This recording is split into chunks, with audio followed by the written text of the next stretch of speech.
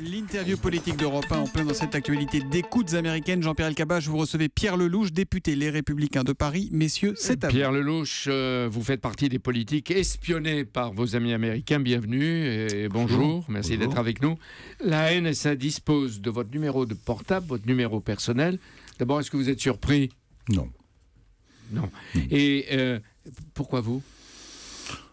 J'étais à l'époque au commerce extérieur, donc il y avait des intérêts, j'imagine, industriels, négociations. Vous avez en plus vécu longtemps aux États-Unis, travaillé avec les Américains. Rien à voir. Je crois qu'ils espionnaient, si j'ai bien compris, les présidents de la République, leurs collaborateurs, après avoir espionné Mme Merkel. Donc vous êtes plus flatté que choqué? Non, je ne suis pas flatté non plus. Je constate que malheureusement, depuis les attentats du 11 septembre 2001, les Américains se sont dotés d'une législation qui a donné lieu à une frénésie d'interception de partout dans le monde. Ils ont combien d'agences de contrôle comme 17 agences de renseignement aux États-Unis, des milliards de dollars. Je ne sais pas trop ce qu'ils font d'ailleurs de cette masse de données. C'est un des paradoxes de ce système. Plus on écoute, moins en fait on a d'informations. Vous avez bien vu ce qui est publié, c'est quand même pas renversant.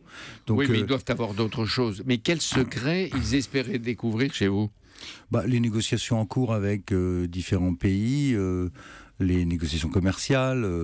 Il y avait différents points de tension avec les Américains sur plusieurs sujets. Donc les Américains veulent tout savoir de la vie politique, économique, industrielle et même privée de leurs alliés.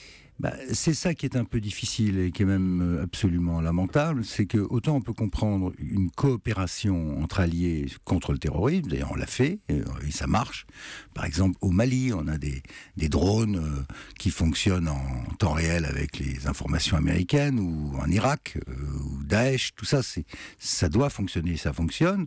Autant sur les aspects politiques et économiques, le moins qu'on puisse dire, c'est que c'est extrêmement regrettable. Cela étant, les Américains ont maintenant une stratégie délibérée, ils appellent ça le soft power. Qu'est-ce que c'est que le soft power? C'est de mettre en ligne... On sait. Qu'est-ce qu'ils veulent faire? Ils veulent avoir le maximum d'informations politiques et aussi cibler des objectifs économiques. Et quand ils ont les informations, ils prennent l'entreprise. D'accord. C'est arrivé d'ailleurs à certains fleurons de notre industrie, fragilisés. Donc c'est prévu une vraie stratégiquement.